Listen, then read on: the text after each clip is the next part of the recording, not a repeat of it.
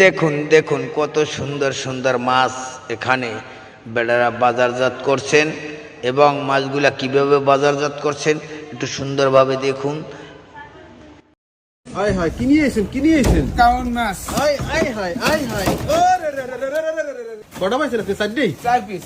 4 piece মাশাআল্লাহ। দেখেন একদম জীবিত কাইন মাগুর, মানে আমাদেরকে তো একমাত্র আপনিই দেন কাইন মাগুর, আপনি ধরেন। জি, এই কাইন মাগুরের জন্য কত মানুষ যে অপেক্ষায় থাকে, মানে আপনি কখন পাবেন আর কখন তাদের কাছে যাবেন জানেন আপনি, তা তো জানি না। এবং সারা পৃথিবী থেকে। তো চলেন আমরা দেখি এক একটা কাইন মাগুরের ওয়েট কেমন আছে। তুমি জাকাত দেবে?